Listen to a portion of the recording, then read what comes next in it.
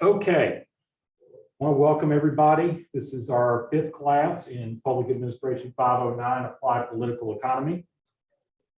Tonight, we are getting into the second part of our discussion from the text on social dilemmas, and we'll be looking at commitment problems and coordination problems, and not necessarily in that order. Hope everybody is doing well. We will not be meeting next week. We will not have class.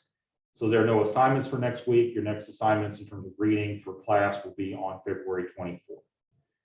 So I hope everybody understands that. Obviously, this is a good time to be reading the other book, the Dalio book, as you prepare for your book reviews, which are due on March 24th. So it's a good chance to get started on that as well. Go ahead and do a review of what we have tonight. I do want to spend a little bit of time going back and looking at the prisoner's dilemma from chapter 4. And I kind of want this to be a discussion amongst the class. I know y'all, I did talk about that we'd come back to it, so I would like for the class to be involved in it. And I may use a video to kind of show it a little bit. And then we'll get into the assigned reading, which has to do with coordination and commitment problems. I will see how we're doing in terms of whether or not we do an exercise on one of those 2 chapters. And then we'll talk about week 6, which is 2 weeks from now, and talk about the assignment for that. If you happen to be online and have not, you are welcome, of course, to ask questions, but unless you're asking questions or discussing, please have your microphone set on mute. Because we are hearing some feedback here in the room here. So are there any questions at this point?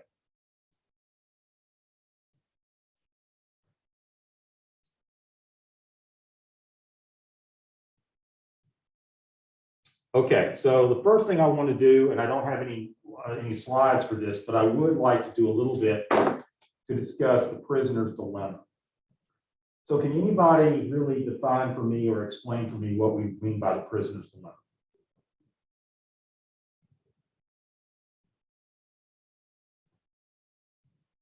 So I feel like the basic idea. Oh, sorry. So go ahead. No, I'm sorry. I'm just hearing myself on the echo. But whatever.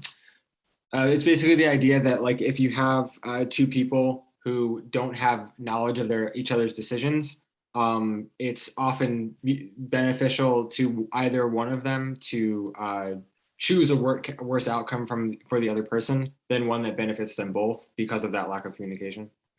Absolutely. That's a very good explanation of it. So what's an example that we can think of where we would be faced with a circumstance like this in public policy?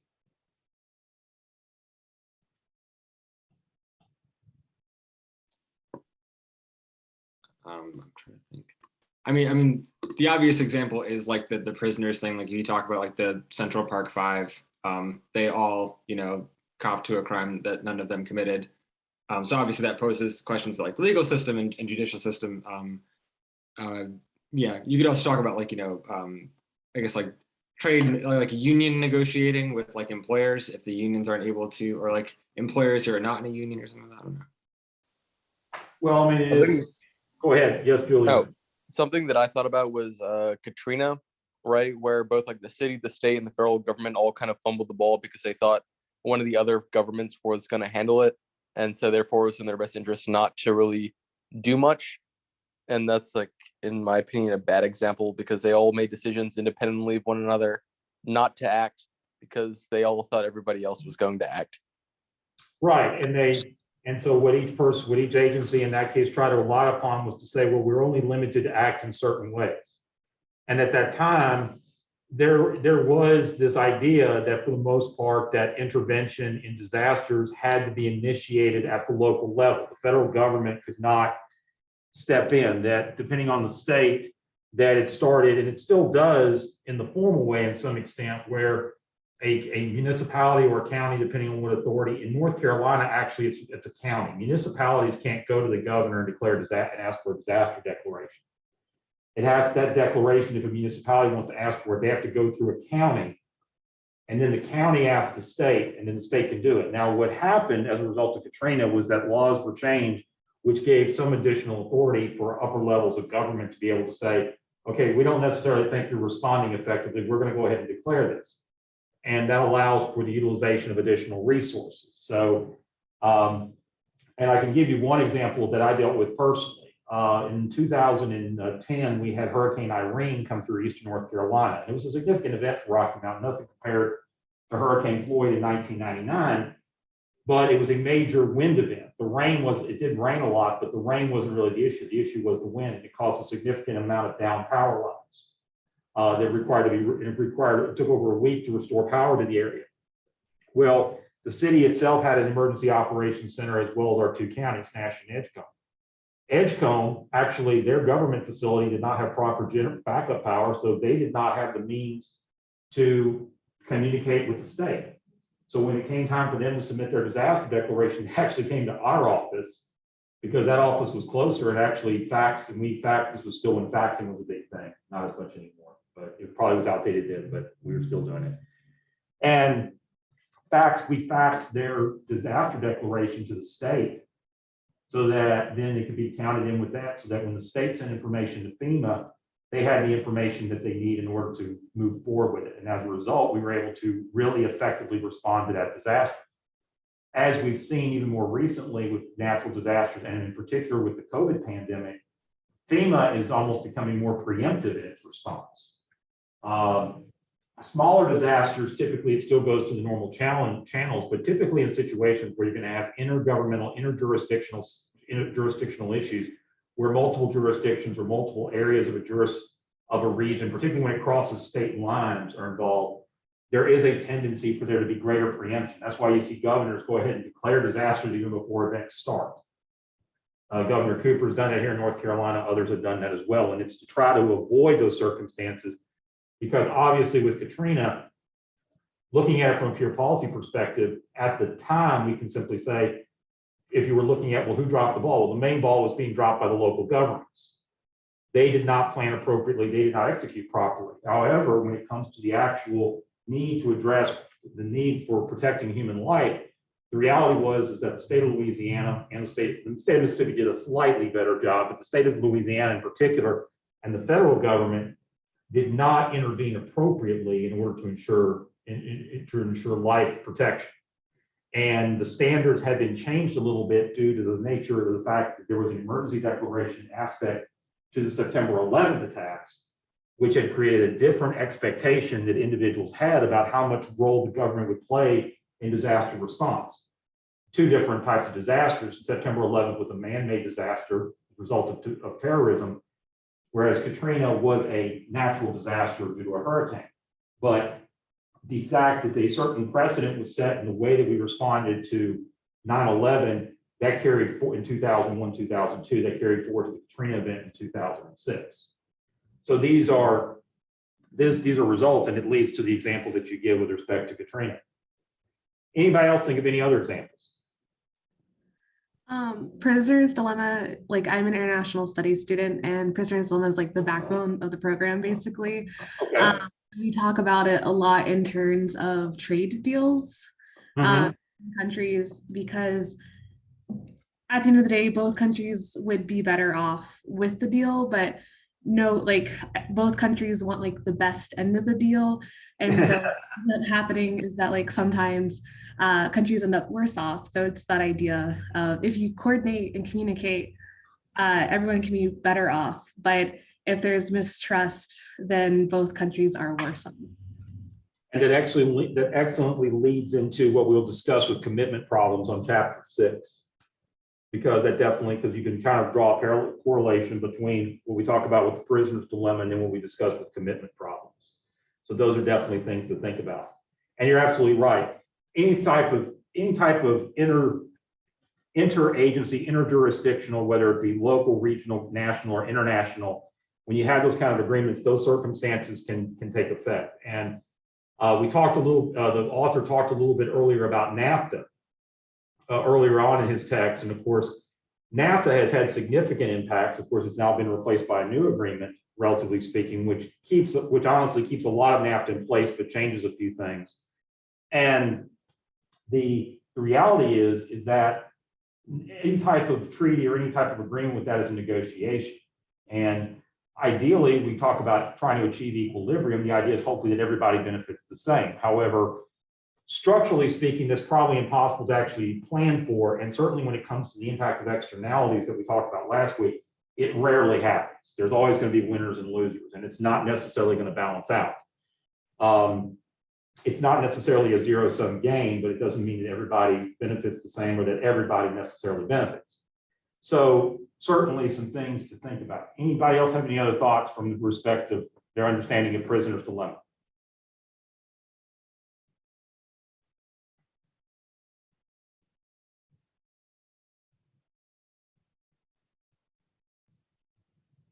Okay. So now let's move on to chapter 5. And let's talk about coordination problems. And I love the example he starts off with in talking about something that I experienced most of my childhood life, and that is the impact of the Tennessee Valley Authority. I grew up in Middle Tennessee, which is prime TVA territory. The Tennessee Valley Authority is a New Deal program that was established during the Roosevelt years. He talks here about the construction of electric delivery facilities, primarily initially hydroelectric. They would eventually move into nuclear. They also had coal-fired facilities. They actually managed to they were able to basically effectively nationalize private facilities in the late 1930s that were owned privately. There was power production in this part of the country. It was not as significant as it needed to be, but there was power production and there was some degree of regional distribution. Just to give you an idea, when electrification first occurred in urban areas, it was primarily locally produced. And when electrification occurred in various places, and this also happened in Europe, but also here in the United States and in the Americas, electrification was primarily a locally produced commodity. So either there was a local hydroelectric plant or some type of fossil fuel production facility that would produce electricity that would be produced locally and consumed locally. And that was because at that time the technology did not exist to the extent necessary for mass scale distribution of utility services. Today, of course, we live in an entirely different world where most of the power that we consume is produced regionally and is carried on massive national, regional distribution grids. Most of the power that we consume here is produced at the Sheridan Harris nuclear plant just south of us. Some people consider that clean energy, some people don't, but it is what it is. And is, of course, produced by Duke. Duke buys a little bit on the market that they use to hedge when they need to.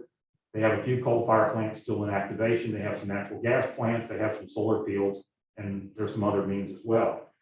But all of it is produced on an interconnected grid. And what happened in the 30s was, and this is just historical background, it's not necessarily pertinent to this class, but I always like to tell the story. TVA basically wanted to take over the private transmission system that was available at that time, the privately held regional transmission system at that time that served the Tennessee Valley of Tennessee and some parts of Georgia, actually.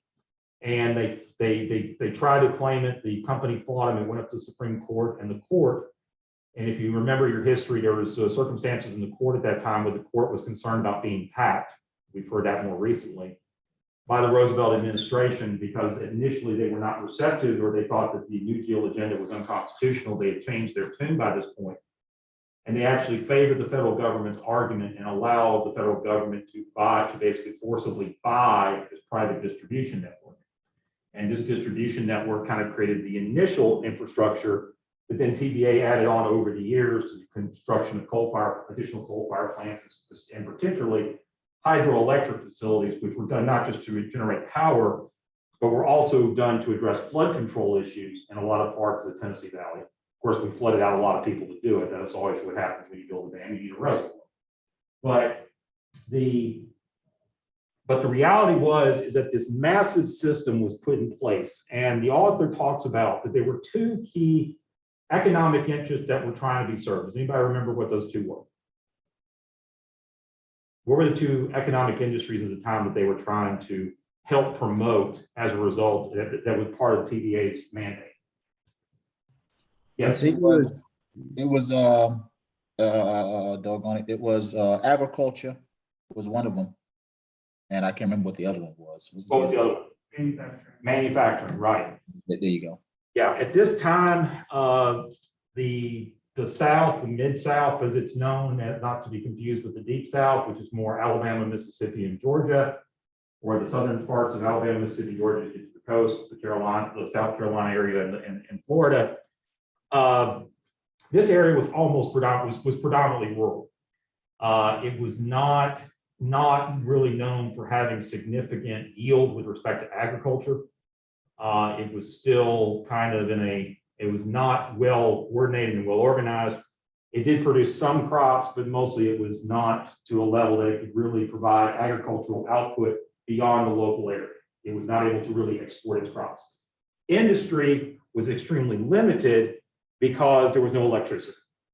One of the key things you need when you're doing any type of scale manufacturing is you need certain types of concentrated energy.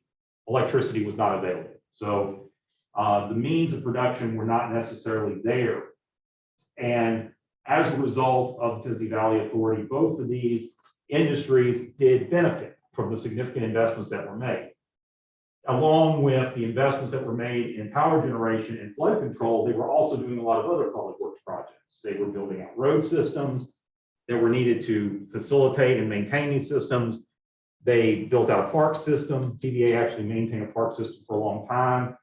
They cooperated with the Army Corps of Engineers. The Corps itself has several reservoirs and such that it manages in the area. And so it dramatically changed the landscape of this significant region of the United States, and subsequently created a lot of benefit as manufacturers found an opportunity to move into these areas and agricultural yields increased. Like most public infrastructure projects, they don't last forever. And by the 1960s, it became apparent that this project needed to scale down and be more self-sufficient. So the TVA started seeing the amount of, it's like the interstate highway system kind of started backing down a little bit. And subsequently, there was not as much public investment that was being made in its programs. It was kind of expected to be more self-sustaining at that point. And this led to, of course, a situation where the economic impact was more now dependent upon the actual ability for this resource to really facilitate and help drive economic activity. So we have to look then at the history of these two industries. What happened to the two industries as the amount of subsidy began to decrease? Manufacturing kind of stayed and then grew, and then agricultural was what kind of died out. Correct. Agriculture kind of died out. Now, there are some things he doesn't talk about in this book. First of all, I can tell you from my experience that the primary agricultural product of most of this part of the country, at least in terms of yield and value, was tobacco. That is the primary agricultural product that you find in the mid-southern United States, very similar to what you have here in North Carolina, at least up until more recently. There was some cotton. There was, of course, edible products like corn and wheat and some, but really it was a tobacco region.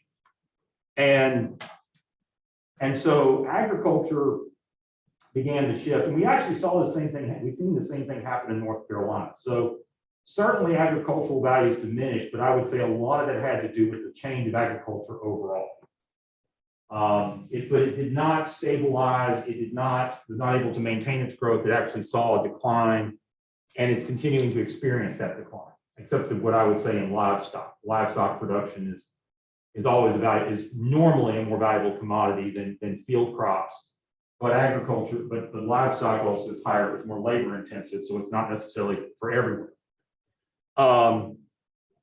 But manufacturing, as Ian brought up, the growth declined a little bit, but it continued to grow at a certain rate. And when you go to most of the Tennessee Valley today, what you will find, even today, and it has rebounded, is you find primarily a manufacturing economy. Originally, it was textile manufacturing. They would make the yarn here in North Carolina, and then it would be sent and shipped to Tennessee to make shirts, jeans, pants, sheets, whatever the case may be. So you have textile manufacturing that used to be in place. That's pretty much gone now due to globalization, but it's been replaced by a lot of other industries. Tennessee is a very predominant auto manufacturer. We have 3 auto manufacturing plants. We're about to get our 4th with Ford in West Tennessee. You can actually draw a line down Interstate 24 of the 3 plants that we have: Nissan, General Motors, and Volkswagen. And that, of course, provides a lot of supplemental industries. There's a lot of other industries that are in that area. And the main reason why is that Tennessee, as in large, and also other parts, Alabama, some of Alabama, Kentucky as well, there are these infrastructure resources that are there that are connected together, not just access to electricity or access to energy, but also to some extent human capital, which is transitioned from agriculture to industry and also brought in migration due to public policy. You also have road systems. The construction of these roads re-emphasize the importance of these roads. So states like Tennessee and others are very particular about making sure that interstates and other major arterial road systems are built up to provide the necessary connectivity for transport and logistics. So these resources are there. And this ties into coordination because there's a concept that could be argued, and that he argues as he's finishing up his talk about TVA, known as the economies of agglomeration. And simply put, that's where you're able to bring the resources together to achieve a scale that continues to perpetuate growth.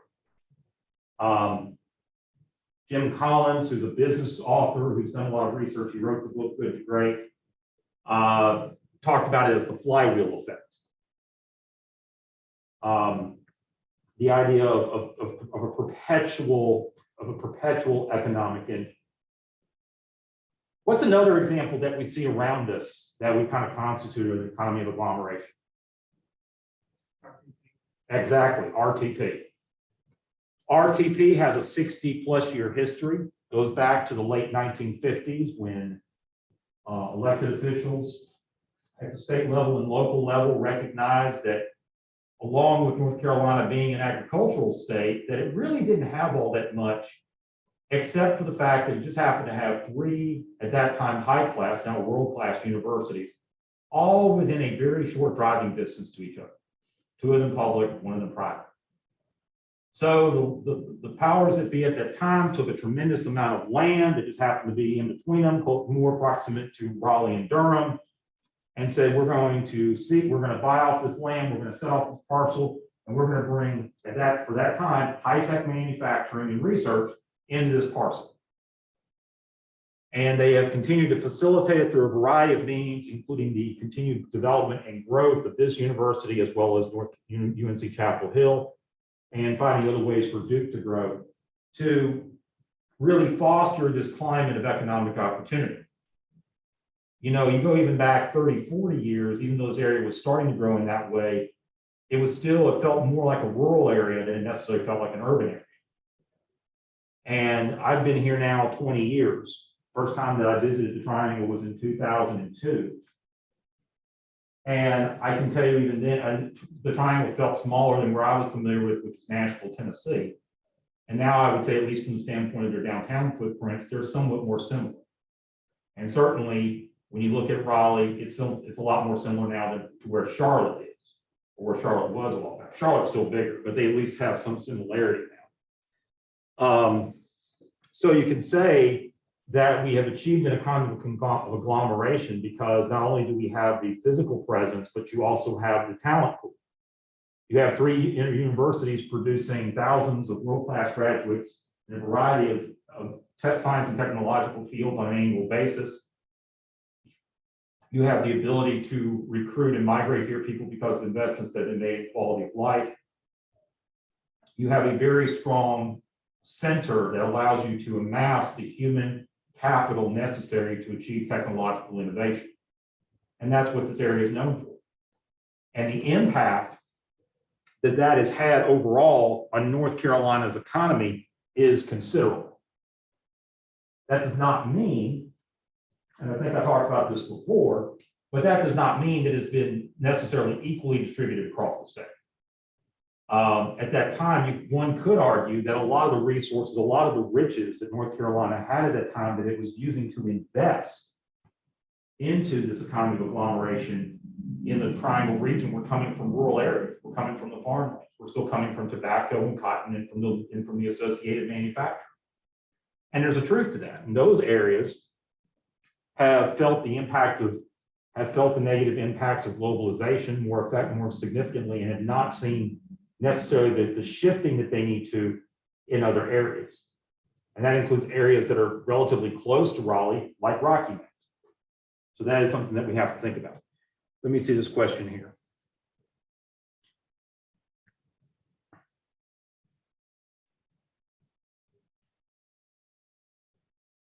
Bree, I don't know what to tell you. I'm sorry. I don't know what to tell you. Ian, yes. Yeah, I was gonna say that another area that I think that used to be kind of one of the biggest agglomerations was, I'm from Boone, so I know like the Lenore, High Point, all those type of areas were like in like the 1950s and 60s were major furniture hubs. Now Right, they're kind of shifted, so I guess that's another example of that. right, absolutely. But again, what can happen, of course, is that for all this to work, you have to have coordination. And that gets to the definition that we have for coordination problems, which is on page 151. In many situations, good outcomes require actors to coordinate their behavior in the right way. Two things can go wrong, of course. First, actors may fail to coordinate entirely. And for instance, different companies within an industry may locate in different regions, never realizing the benefits of agglomeration. That explains the furniture area. It's in the triad. That explains Silicon Valley. That explains what's happened here. Now, of course, that Apple and Google both are building significant presences here, as well as others to follow. That's definitely true. And second, actors may coordinate on a bad outcome rather than a good outcome. So what do we think of when we think of actors? What's an example, as anybody knows, of actors coordinating on a bad outcome?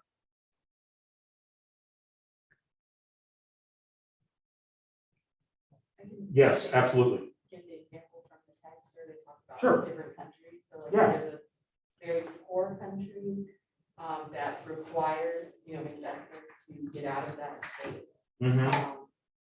Investors need to know that other investors are also going to invest in that Right. country. And so in a way they could coordinate for a good outcome and actually invest in that country, or not, and country remains in that poverty trap. Or to take it even further, you see what has happened in a lot of cases, particularly in Africa, where companies have coordinated to basically deplete areas of resources without really any attempt to create long-term benefit. And that's not just American companies, but companies all over the world, Asian companies, European companies, and so on. And we've seen that in other parts of the world. That was the situation in Cuba prior to 1958. Cuba at that time was, for the most part, an independent country. It had a U.S. installed leader, Batista. And there was basically a very effective coordination, which was to some degree improving the quality of life for the Cuban people, but it was also significantly exploiting it. And as a result, that led to the communist uprising, which was led by Fidel Castro, in which case he nationalized it and made the whole situation even worse. But A would not have happened without B, because there was a pressure point that was hit that led to revolution. And it talks a little bit in here about revolution. I believe that is in chapter 6. That is in chapter 5. So that's a good introduction that you gave with respect to coordination games. I do want to talk a little bit first. Let's talk about poverty traps. And certainly poverty traps, the example you gave is good. Poverty traps are an example of situations where you don't achieve coordination and you end up having coordination failure, or coordination problems. And that not just happens around the world, that happens domestically as well. There are a lot of areas of this country where people would say there needs to be concerted efforts to restore access to capital. Because what we're really talking about here, when we talk about poverty, is that a lot of times it's the lack of access to wealth and capital. Either the capital doesn't match up with the needs of society, or you have circumstances where there's just simply the capital is vacant. And whether we're talking about the Rust Belt of the Midwest, which extends all the way from Pennsylvania and West Virginia, all the way to Illinois, and even into the more traditional Midwest we think of, like Iowa and Wisconsin and others. That reflects the end of the original domestic automotive industry here in this country, represented by the big three.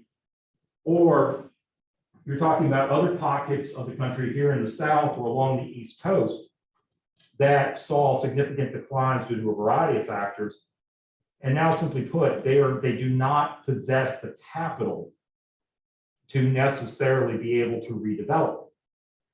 And so developers have to go into these areas and make decisions about how they do this. And the reality is, it can't just be necessarily one person. You know, a good example of a success of an area that went bust and then rebirthed itself is actually Asheville, North Carolina. Asheville was a major tourist destination in the early 20th century, known for its springs, known for the Biltmore House was there. It was a playground for the rich, and it saw a lot of growth and development. And it kind of got caught up into the hyperbolic or the hyperbolic nature of economics in the 1920s, what we know as the Roaring 20s.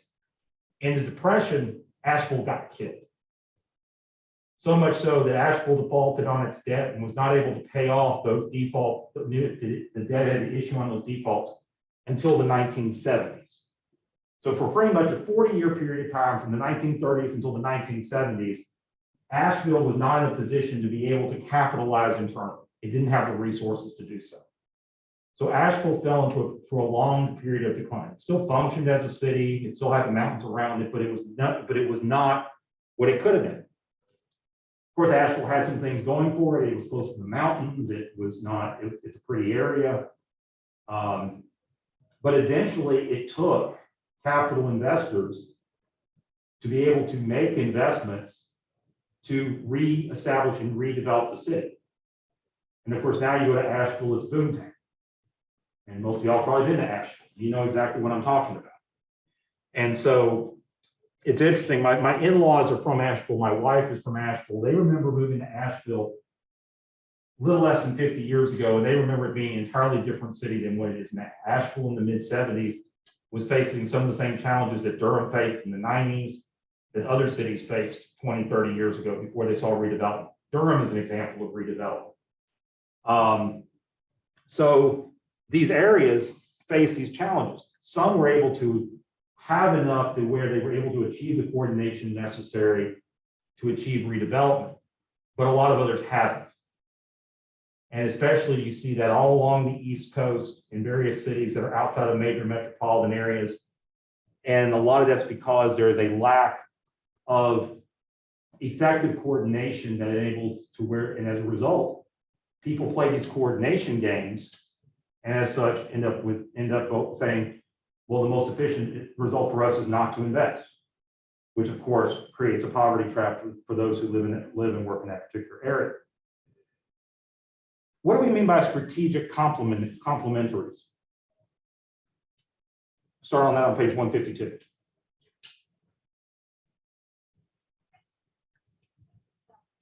Sure, go ahead.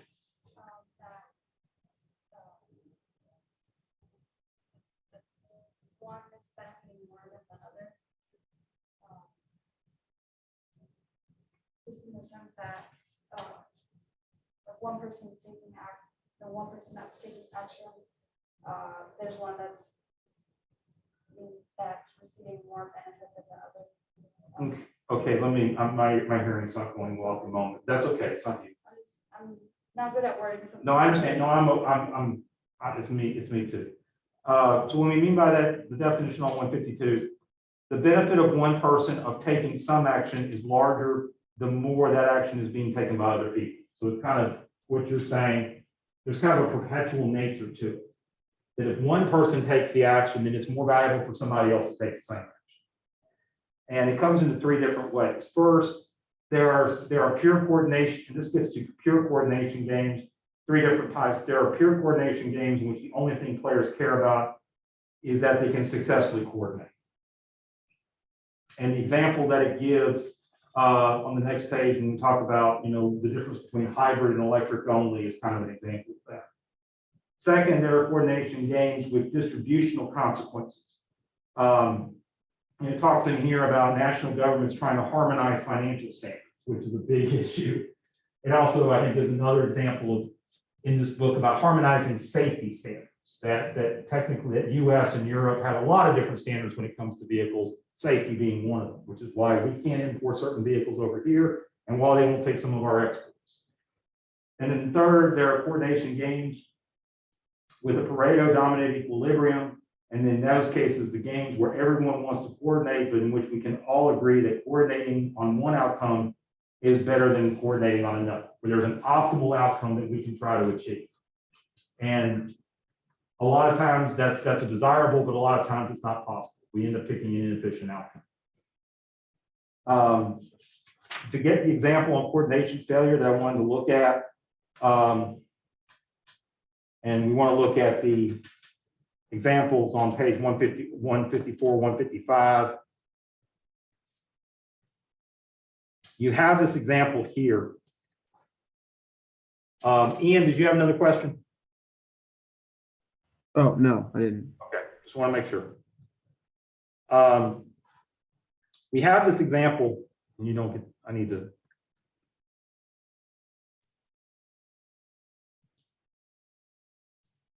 Okay, there we go. We have this example on 154, 155, where it's a challenge between the government and car companies, and this is something that's going on right now. The car company has the ability to produce both hybrid vehicles, which run on electric and gasoline, and electric only vehicles. And they can produce either one, and they want to make the most optimal decision for themselves. But they're faced with a conundrum or a conflict because they need the government to decide, do we put more money into fuel pumps? Do we continue to advocate for the construction of gas stations, which support hybrid vehicles, or do we try to directly encourage the development of electric charging stations? And we're talking wide scale, because obviously one of the challenges, if you have an electric vehicle, is getting it charged. And so they have to figure out, well, what makes the most sense? Well, if the government were to say, we don't necessarily want to put the money into changing the infrastructure to do EV, so we're going to continue to work on encouraging pump production, then it makes sense for the car company to produce hybrids, like the one I just bought for my wife last year. However, if the government, like they are currently doing under a program through this infrastructure bill that the Biden administration got passed through Congress, says we really want to encourage the encourage electric vehicle use, so we're going to subsidize the build out of electric charging stations across the country. And they're giving significant money to do that, not enough, but still significantly more than they have in the past. Then it makes sense for an electric company to focus its attention on building electric cars. And what I would tell you is that if you look at what Ford's doing, if you look at what Nissan's doing, if you look at what some other US automakers and automakers with significant presences in the US are doing, they're leaning in the direction of electric only.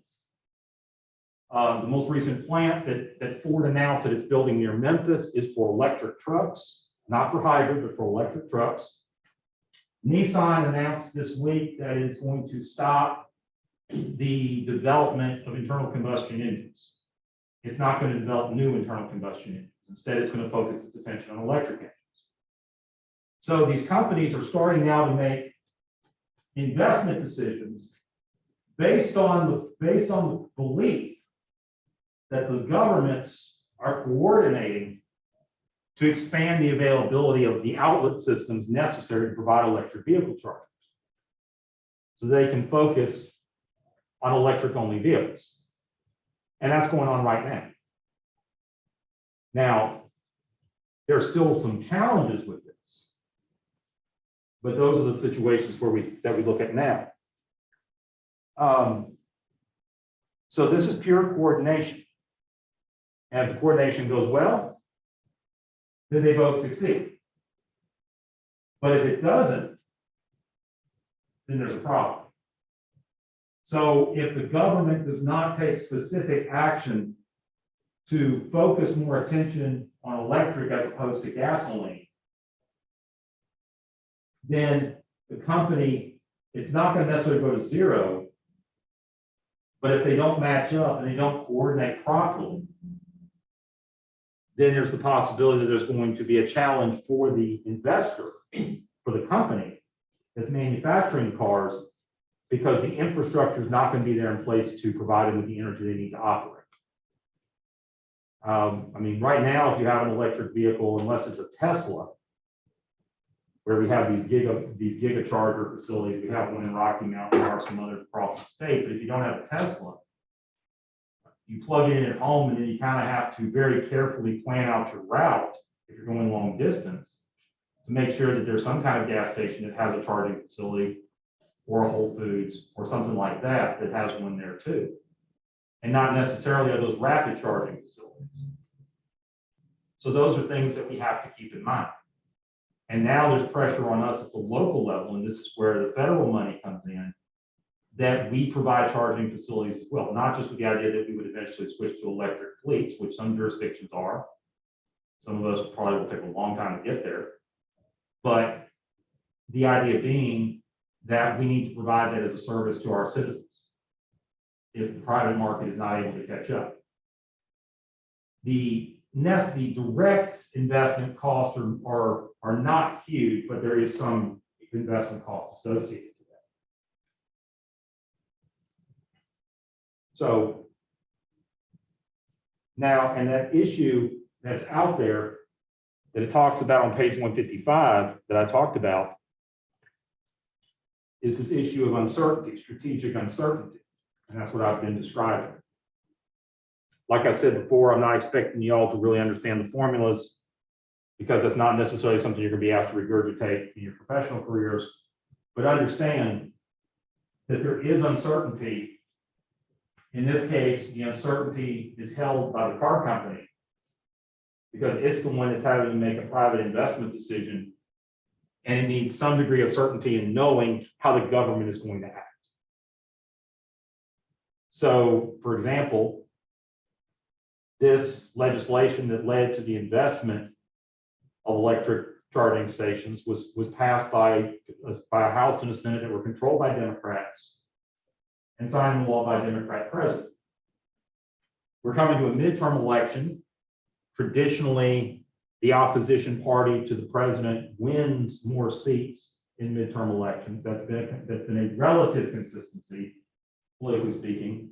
And based on the most recent polling data, the Democrats don't look to be in very good shape when it comes to the midterm elections, and it looks like the Republicans will take control, at least the House, and probably take control of the Senate.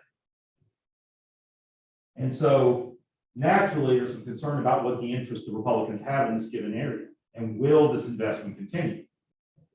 I would argue that because the business interest has been very clear in its communication towards electrification of vehicles, that regardless of the party in power, they will understand that they will need to continue that support. So even though it is right for the private sector in this case to have some degree of uncertainty about it, which would likely mean, hey, I should be building hybrids, you should be taking the safe bet, because gas stations are not going away. They'll always have gas stations. But the reality is, I think that the corporate sector feels that they can drive this situation and lead us to electrification. And it's taken a long time to get there. Even though, as long as we've had internal combustion engines, we've actually had electric cars. Electric cars date back all the way to the 1800s. Not very good, but we did have it. Go back to the slide deck.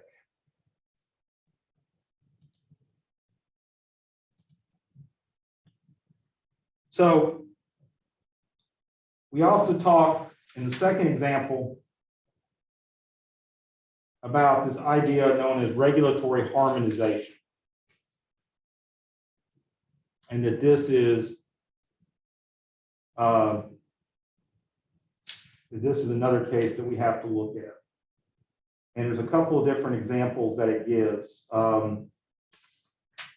Anybody want to explain to me what they think of with, and I kind of talked about it a little bit before, but what is an example of regulatory harmonization?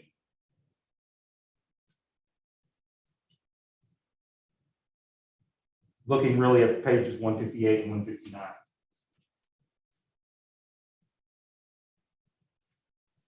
So it'd be like if you have different accounting standards across, say, different countries in the G8, it would be helpful to at least bring them closer together so you're not wasting a whole lot of money on, having to translate those or.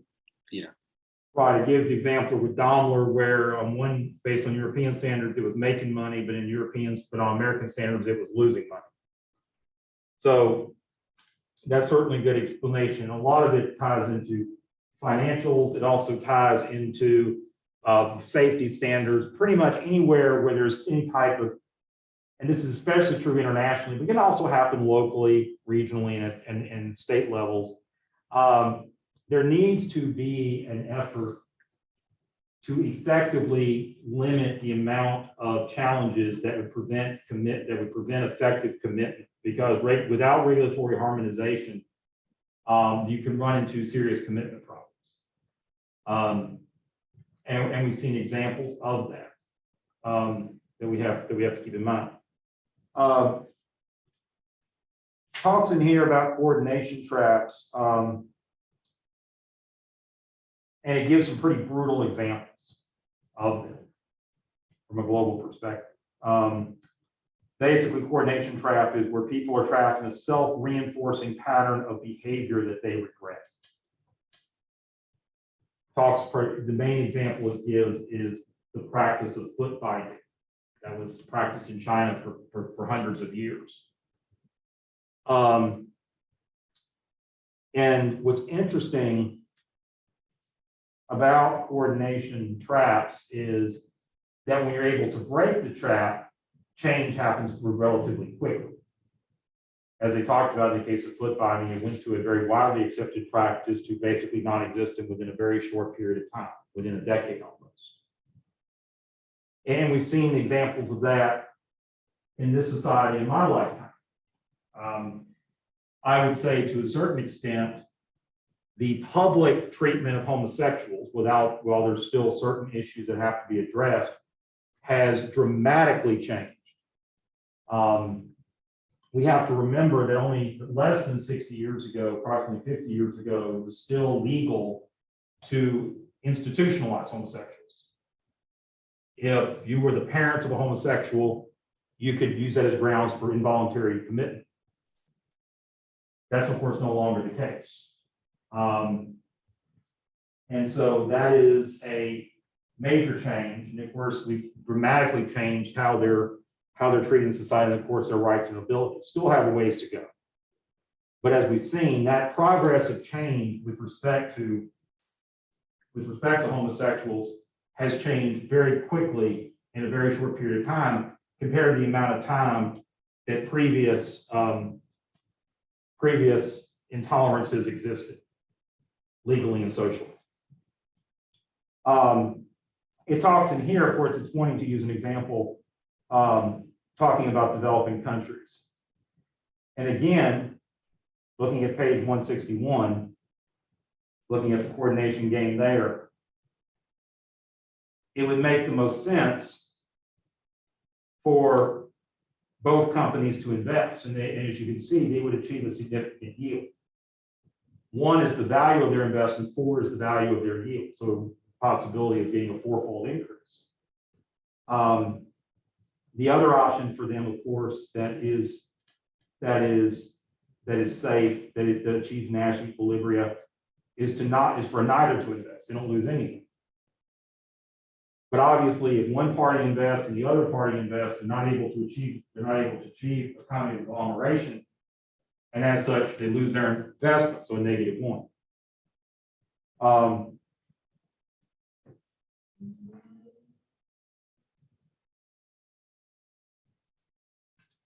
So it creates a trap situation. Because, and again, this is often the trap that a lot of businesses face.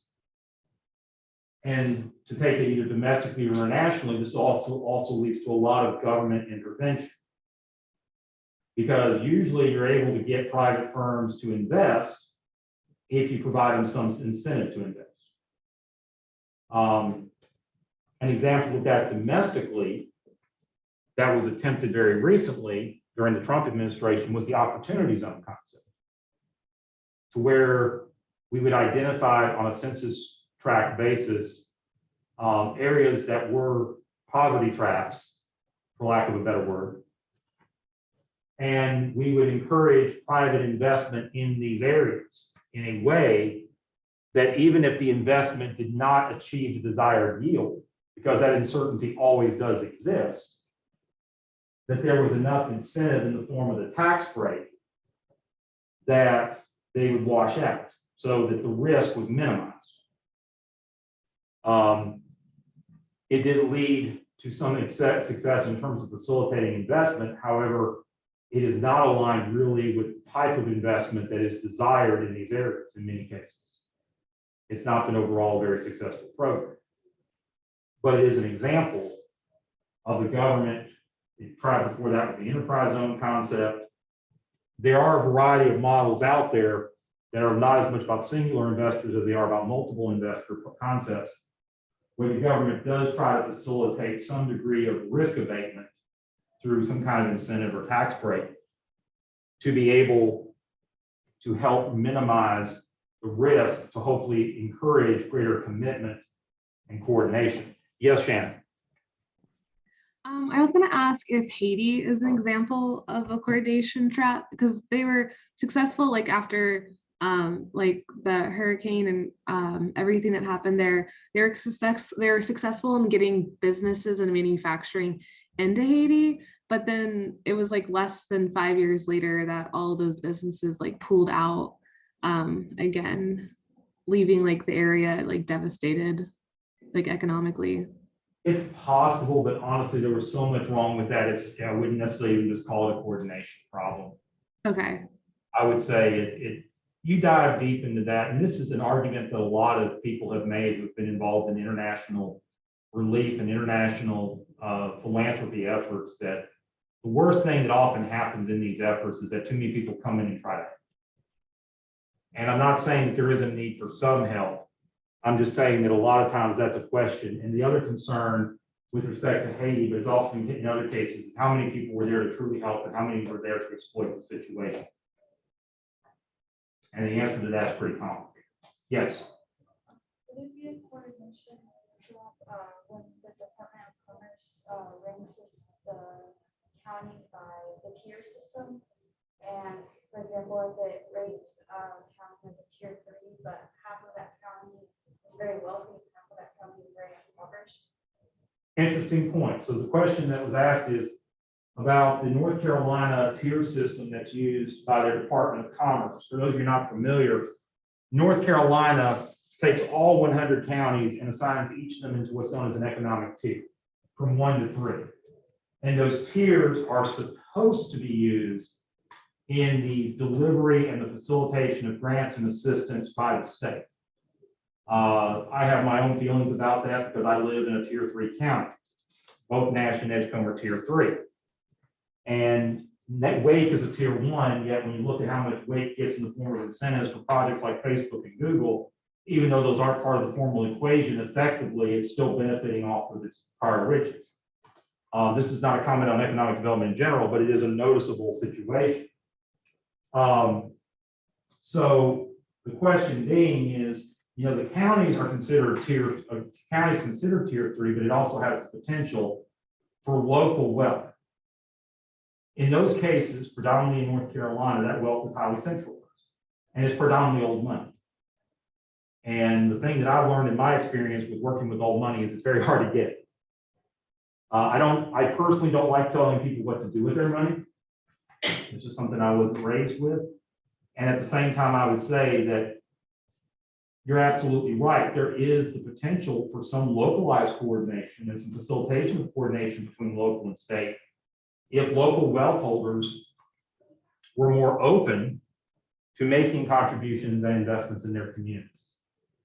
Historically, what we find, and this is as true here locally in the Triangle region as it is in other parts of the country, is that to facilitate growth and development of a noticeable scale, 9 times out of 10, that investment coordination is external to a given area. And that was that was the case to some degree here in the Triangle. And it's certainly true the case in a lot of other places, whether it comes from other domestic investors or from international investors, it's all still external. That's really where most of the money for investment comes. And those are those who are able to get past it and make effective coordination. Because it gets past the idea, correct, Tara, correct. We got it in reverse. Wake is tier 3, Nash and Escom tier 1, so it's in reverse. 1 is the most economically distressed, 3 is the least. So thank you, Tara, for that. So but again, even looking at how North Carolina administers it, this development is when you look at how the money is distributed in terms of actual money distributed. You look at the efficiency that's used in terms of amount given per job or stuff like that. It's really interesting, and the business journals have done research on this and others. More money per job is still given to the tier 3 counties, like Wake, and it's given to the tier 1 counties. They get more, what I would call efficient investments when it's checked on standpoints of job creation and other methods of investment. And a lot of that's driven is that, yes, we're giving more money per job, but the jobs pay more. But that also just gives you an idea of how much it takes to really, when you're going after highly competitive economic development opportunities like Apple, what the stakes are in regards to that. North Carolina experienced this as well most recently in trying to land a microchip manufacturer. It was in the running with Ohio and some other places to try to bring a microchip factory here to North Carolina, which we're talking about tens of billions of dollars in investment in one facility, much more than even an auto plant. And it lost out to Ohio. So that's kind of those are kind of the circumstances that we're dealing with these types of development projects. So let's talk a little bit about, there's a couple of examples that gets in here. We talked about poverty. Gives the example here about bank runs on page 162. Luckily, we have a policy implementation in place to prevent that from happening, the FDIC. But the reason why the FDIC was created was that one of the first things that happened as a result of the stock market crash of 1929 and subsequent economic downturn was that there was a run on the banks. And at that time, it was because banks really did not have any form of insurance with respect to their deposits. And a lot of banks found them in situations where they had overextended on credit to various people. And they were in a circumstance that they did not have enough in deposits to cover everybody. And that led to bank runs. And the real key here is on page 162, next paragraph from the last. If I believe that more than a certain number of people will withdraw their money, I believe I should also withdraw my money. And that's really like the situation in the coordinations games, where this is a game where players' actions are strategic complements. So the more other people withdraw their money, the larger benefit is to you to withdraw your money because you might actually get something back. And of course, we've seen an example of this in the movie It's a Wonderful Life.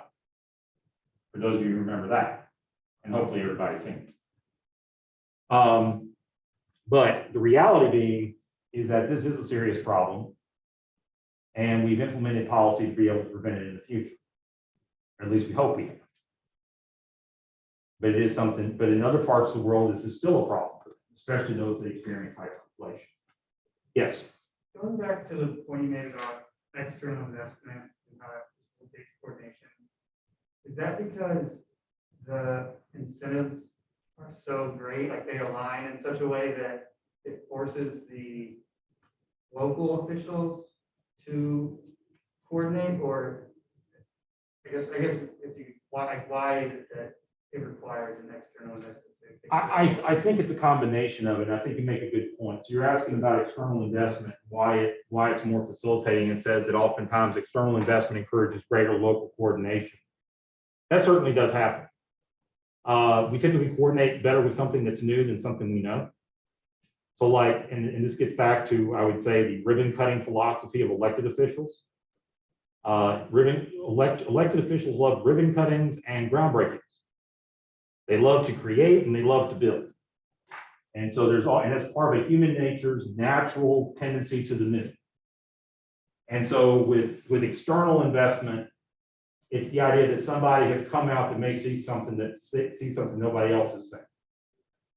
And they're willing to bring in a significant amount of capital as well as promise a significant amount of jobs.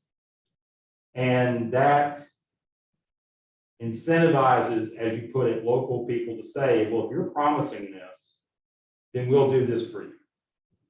And it can be as simple as perhaps one of the most, some people would consider egregious examples, and that's what cities will do to get a Walmart, where they will redo road systems or use their industrial bonding authority to do improvements that Walmart should be paying for directly.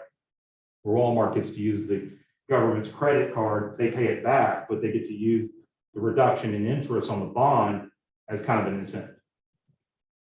So there's a lot of that can happen. So that's absolutely true. So let's also look at revolutions. And this gets to a common issue.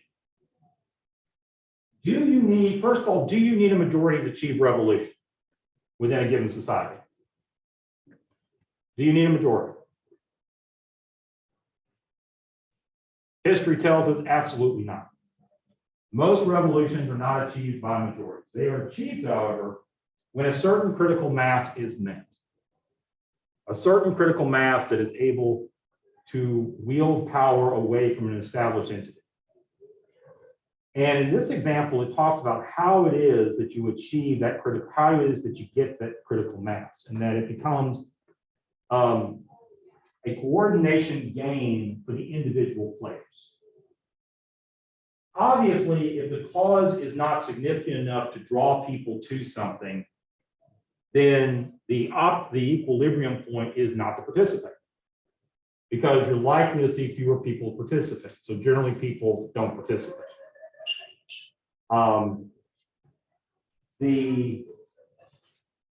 However, once a certain scale is met, it encourages participation. We're seeing that to some degree right now in Canada with the truckers' convoy. And this is not a comment on whether or not they're right. I want to make that perfectly clear. But the reality is that you have this protest movement that was able to achieve enough initial involvement that it has led to greater acceptance and involvement. Still not majority, it's nowhere close to involvement.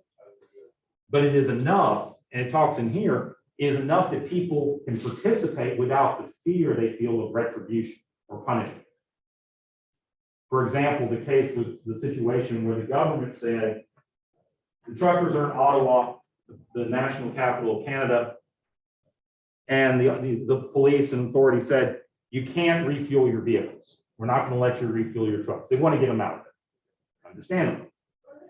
So citizens start showing up with gas cans, or jerry cans, as they call them up north and in Europe and such. But they show up with gas cans, and so many of them show up, it really creates a situation where the authorities can't really do anything about it. They really can't enforce the law in that particular circumstance. So it defeats the power that the established agency has in that situation. So it allows the protest to continue. And at this point, basically, it's what we call a civil siege. It's a siege without any violence into it necessarily.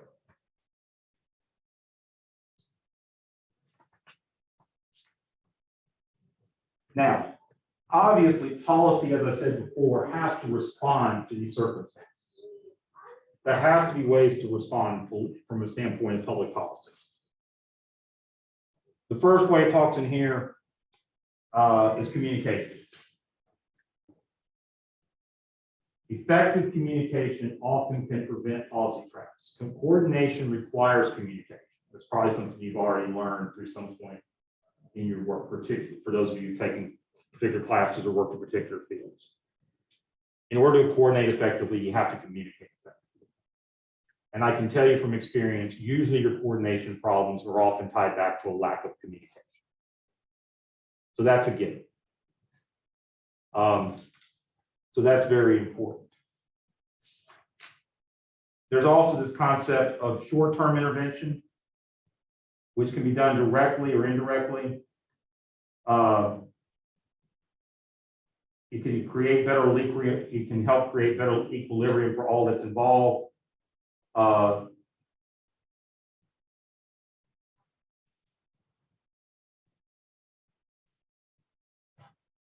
It's a little different with coordination than it is from externalities.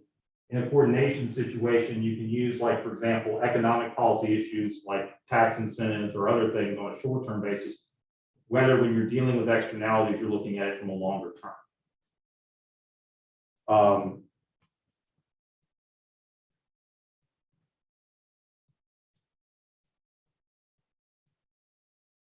So that's something we have to think of. The other concept of insurance and the second best, we obviously, the FDIC is the example of how we prevent bank runs. Again, the FDIC is there as a backup. It's not there to ensure that the banks can do whatever they want. In fact, there's a lot of regulation that banks have to follow to meet FDIC standards, and the FDIC can actually intervene with the bank early on. It can actually take over a bank. This happened most recently. It's happened a lot with smaller banks after the 2008 housing crisis began. Really started in 2006, but that period of time was the last time that we saw a significant number of banks be in a position where they had to be taken over by the FDIC. Before that, in the early 90s, there was what was known as the savings and loan debacle. There was a separate institution of bank known as a savings and loan. And they operated a little bit separately. They operated separately from banks, and they had their own insurance, their own federally backed insurance program known as the FSLIC. And that model of the savings and loan was highly driven by, its growth was highly driven by the high interest rates we experienced in the 70s and early 1980s. When those interest rates went down, everything kind of fell apart. And as a result, these institutions became illiquid.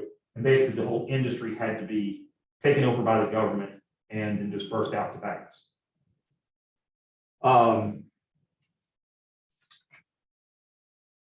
So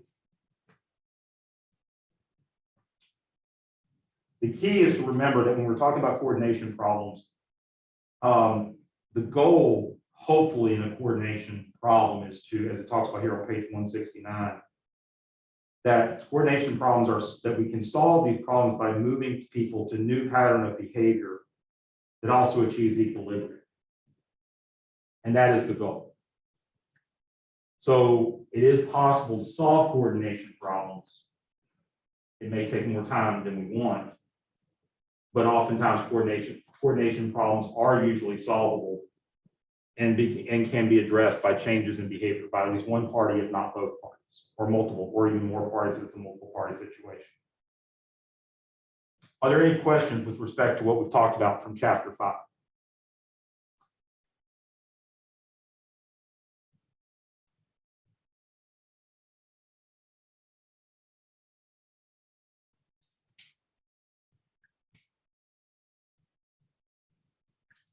Okay. So now let's get to commitment problems. So what is a commitment problem? What do we mean by a commitment problem?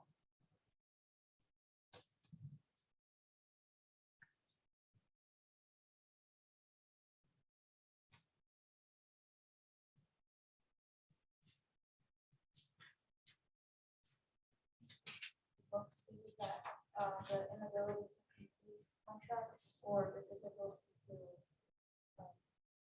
work together to accomplish them? Right.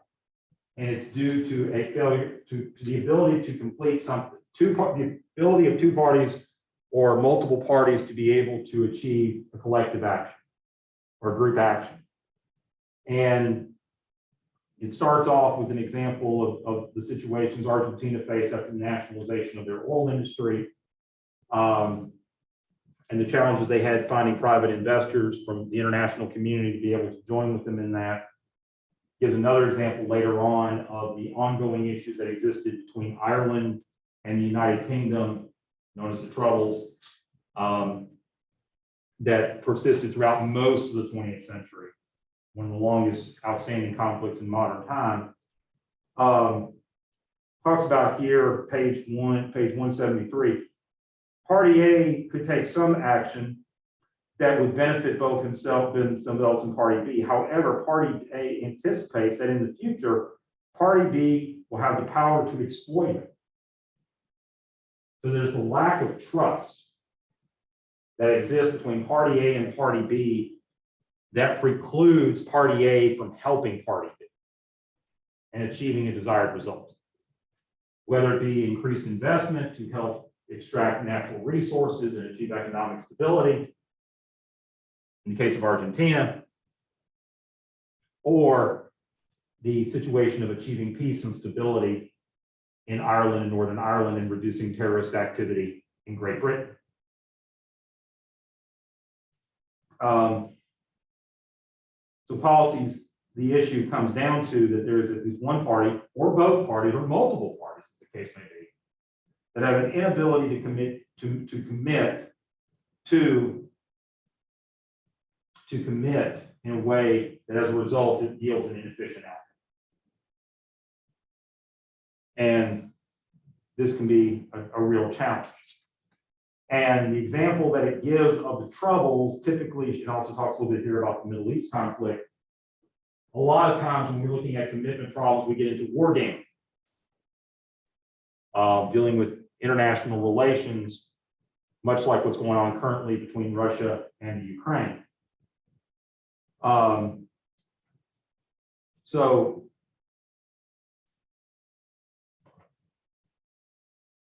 talks in here about the model of conflict. Bottom of page 174 talks about reasons why it is a challenge for sides, in this case, the United Kingdom and Ireland, and the Irish, not Ireland the nation. The Ireland the nation was a minor player.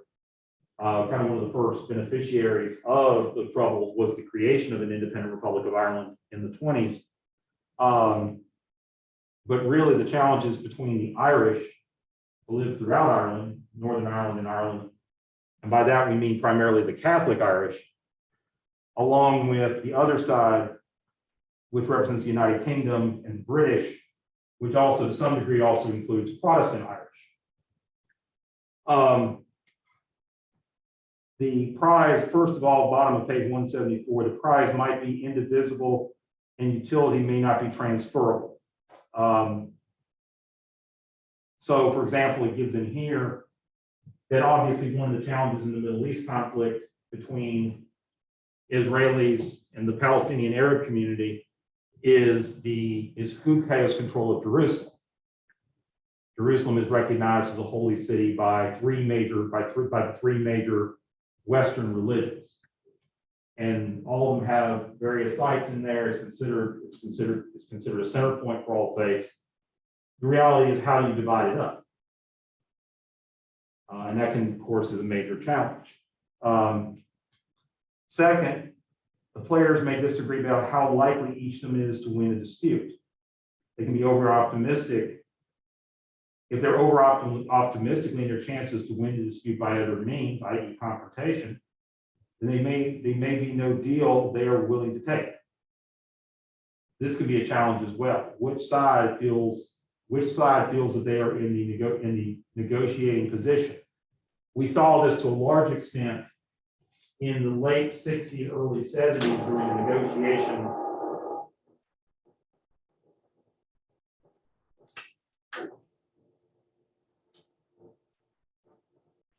we saw this to a significant extent in the period from 1969 to 1973 during the negotiation of peace between the U.S. and the other parties that were involved in the Vietnam War.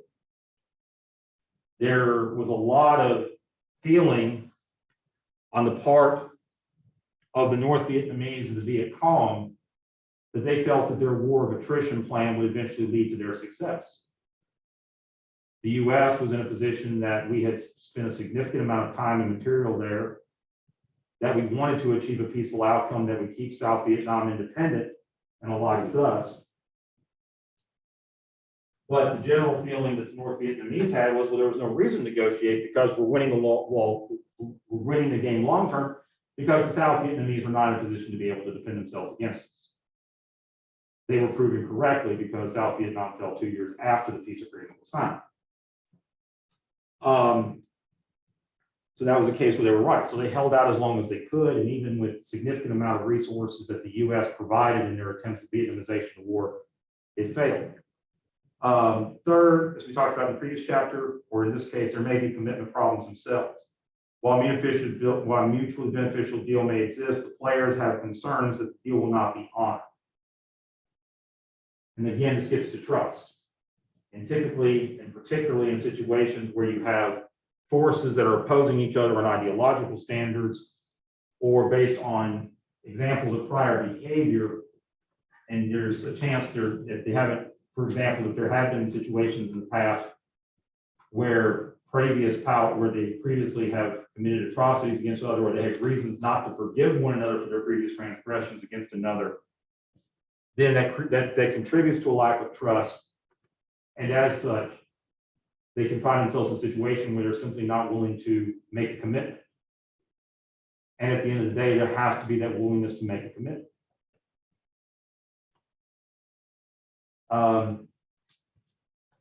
Talks a little more here about the IRA, but I'm not going to get into that. It gives examples with respect to negotiation and conflict. But the key thing is that it also can be played in the business world, competitors finding ways to merge. The whole concept of cartels, which of course we don't really want in this country and we don't like globally, but do exist, OPEC being probably the most notable example that exists out there. OPEC, while having significant power on its own, is still a coordination between its member nations. And those nations have to work very well and negotiate with each other together, and have to believe and trust one another that their best interest as a nation is best served by working together as a cartel. Now, it's very interesting. There's a point made on page 177 at the middle of the page that I want to point out, in that in equilibrium, no conflict occurs. So the idea that we're trying to achieve through commitment and coordination is the absence of conflict, because conflict directly prevents equilibrium. And this is a lot of times why, like circumstances where you have commitment problems, lead a lot of times to economic uncertainty, which can have negative economic impacts. Because ideally in an economic environment, you want there to be certainty and stability and an absence of conflict, so that you can effectively coordinate with minimal risk, and you can trust one another and move on. Which is a lot of times the reason in the actual application of politics, a lot of times disagreements get, for lack of a better word, swept under a rug. Now they can fester and build up over time, and we've seen the impact of that in more recent years. But a lot of times we try our best to avoid conflict, specifically because it prevents equilibrium and has its own ramifications. Another example it talks about in here is the incident problem. Inefficient conflict, which is on page 178. And it gives in a case here where before entering negotiations, the IRA in a particular case, and they did this occasionally, would start the IRA starts a preemptive conflict because it understands that if it enters negotiations, it will be in a weaker position and will end up with a negotiated settlement whose terms are worse than the expected payoff of fighting at the outset. So a lot of times what you have is, right, and this happens in other conflicts, is you have circumstances where even as you're going into a negotiation situation, there's a preemptive conflict. It also happens in the business world. It can happen in politics, and obviously it can happen in war. And the thought in these circumstances is that the party that initiates the conflict feels like it puts them in a better position. That it has then something to trade with, which is the end of the conflict. That it can say, we'll stop if you give us something. And that's its goal. However, this can be inefficient because it, of course, prevents equilibrium. And the gain goes to the side that initiates the conflict in many cases, and the loss goes to the other party. So it creates an inefficient situation. Does anybody want to tell me, kind of describe what they think the holdup problem means? Give a definition, not an example, but a definition of the holdup problem.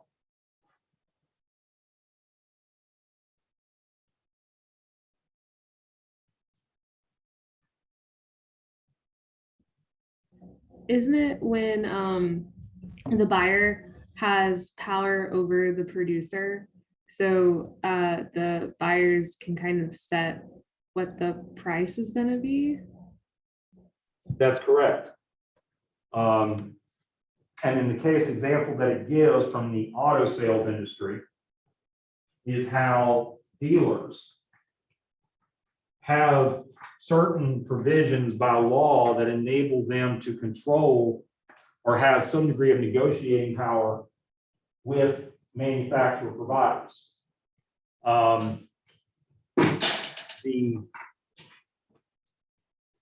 And so that's the example that's used here.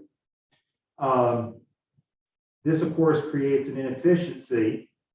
This is a commitment problem, and it creates another inefficiency. And while there is leverage that what's known as the downstream provider, in this case, the car dealership can achieve, it creates an inefficient situation for the supplier or the auto manufacturer. I know a couple of auto dealers, past and present, and they would say, really, they feel like they got to use every advantage that they can because of the nature of the market. Because again, they're taking risk, and they are, in terms of acquiring vehicles from a manufacturer and being reliant upon that manufacturer's credibility to be able to sell it. So they're taking some risk, but at the same time, the manufacturer's taking risk, but it does create an inefficient situation. But it's the kind of situation that's hard to really get out of because it's necessary to be able to achieve a result. So it's not an efficient result, but it does achieve a resolution.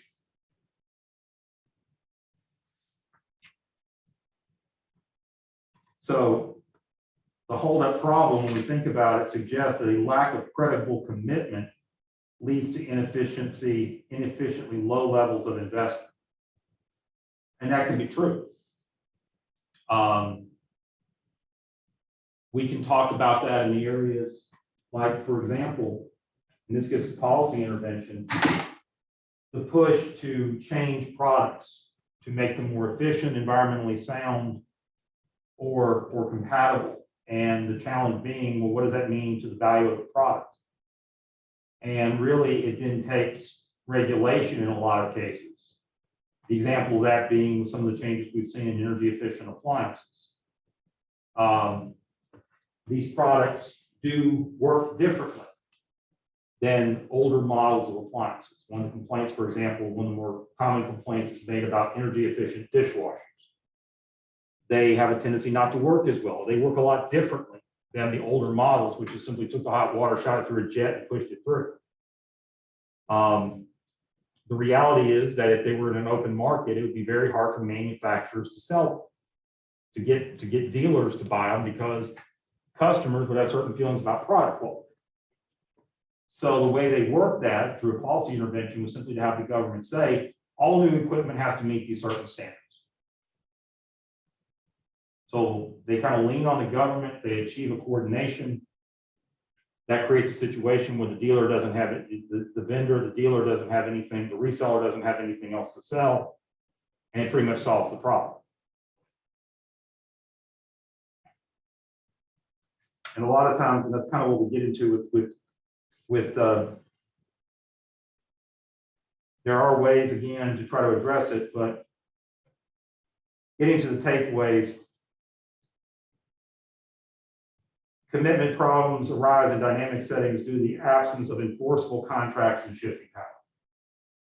So, but they can also exist when they do exist. And I would say power really is the driver there as opposed to contract. A lot of times you can have these situations occur even if a contract exists. Plenty of examples of that with treaty break, domestically and internationally. These commitment problems give rise to inefficient behaviors up the tree. The inefficient behavior can take many forms, either be underinvestment, conflict, and so on. Talks here about two ways to solve commitment problems. The first is to create an institution that allows players to credibly commit, whether through a government itself or another type of institution. And another solution is for commitment problems is to find ways for players to write binding and enforceable contracts. For example, we've seen with respect to environmental policy, we have the Paris Accords, which is an international agreement, but is relatively unenforceable. It's basically a strategic plan with a lot of goals and objectives that people have signed on. But from the standpoint, its enforceability outside of Europe, and I don't even know much about Europe, but its enforceability is practically non-existent, especially here in the United States. So it really has effectively resolved the conflict. Of course, for it to become effective in the United States, it would have to be ratified by the Senate, which has never happened. Karen, did you have anything you want to add? Yeah, I was just going to mention that in reading both of these chapters, it's kind of brought to mind for me the situation that we're dealing with right now with 5G and the FAA. I'm not I don't know if we can even define it right now. It may be the outcome tells us which situation we're in, but that's just an example of something that had been on my mind in reading these chapters. Absolutely. You want to kind of explain what in thinking about 5G, kind of tell me what you're thinking. How does it apply? I'd rather have the students talk about it than me. Yeah, so I mean, we're obviously in a situation where the consumers are wanting 5G. The cell phone companies are trying to deliver it, but we've hit a roadblock where it's going to interfere, according to the FAA, with the communication and so forth that happens in the cockpit and in the towers as we try to navigate our aviation. And so you've got these competing interests that are trying to deliver. It's definitely got some conflicts, but I don't know that it's necessarily a holdup problem, but in some ways it is, because consumers are demanding, but yet if it interferes with their flights and that sort of thing and creates crashes and so forth that are possible, then we'll see a blowback from that too. Right. Brianne, you defined hold up very well, so thank you. Just to also clarify that as well. But yeah, 5G, and there's a lot of issues with modern technology where we're facing these challenges. For example, there was a technology that was attempted. It was actually more widely deployed in Japan, but there was a technology that was around about 15, 20 years ago known as BPL, broadband over power lines. And the idea was that you could actually effectively provide broadband communications just by simply using electric lines. So that you could take that you could actually utilize the electric line to do it. We actually tried it in the city I worked at in Virginia. The problem is that what that does is that it engages the electric line in such a way that it creates wavelengths beyond its capacity. Now, electric lines do this anyway, but it interferes with other frequencies. And so what this really got the attention of were amateur radio operators, ham radio operators. I was licensed at one time, my dad's still licensed. But these radio operators said that when you queued up the broadband, it actually created too much interference in these bands. And they talked about how this created a conflict because amateur radio is heavily utilized in emergency situations. Because in those circumstances, you need to have portable transceivers. When you use a cell phone, you're still relying upon repeater towers elsewhere. Those towers could go down. Whereas with an amateur radio, you have the ability to, in a compact environment, be able to receive and transmit radio signals. And they were used heavily during Katrina. They're not, most places have worked out other ways, but they were used heavily during Katrina. They've been used in other disasters. And they're still part of most statewide emergency activation plans. So the radio operators were able to effectively lobby to say, no, we're not going to do this. And so there were some other technical issues with BPL, and eventually it was outdated, and eventually it went away, and people just stuck to using fiber optics. But those are some of the challenges that you have with respect to technology. To sum up social dilemmas, since we talked about it this week and last on page 191, talks here about the three different types that we've discussed. We've discussed externalities, which often lead to long-term interventions through taxes or subsidies or regulation. We have coordination problems, which can be intervened in the short term through leadership and communication, or in the long run through concepts like insurance, more prolonged investment. Then you have commitment problems, which require long-run intervention through contracts, limits on discretion, or what we also refer to as vertical integration, or the establishment of institutions that can work vertically within an organization.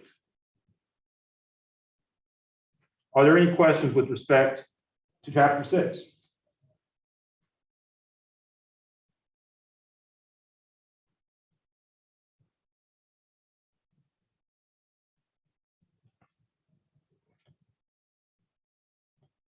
Okay, so I'm going to forego the exercise for tonight. I think everybody hopefully got it. I know it's a lot of material. Next class, as I said before, will be on February 24th.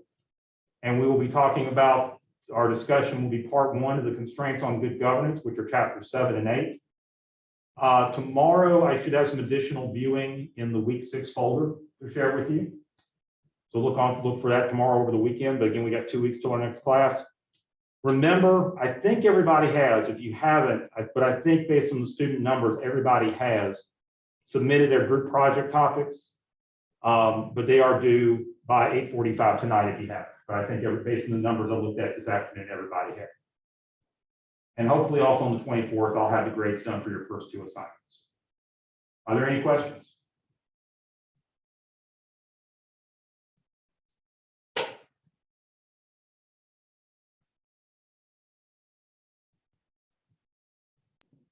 Okay, sorry, go ahead, yes. Oh, I was just gonna ask, for the assignment that we had to turn in tonight, just for next time, about how long do you expect our responses to be? Thank you for asking that, and I probably should have said something. I wasn't expecting more than like 1 or 2 paragraphs each. Okay, cool. Okay. Okay. Well, thank you all very much. See y'all in 2 weeks. Be safe. Take care. Yes, Professor, have a good one. Thank you. Thank you. Good night. Thank you.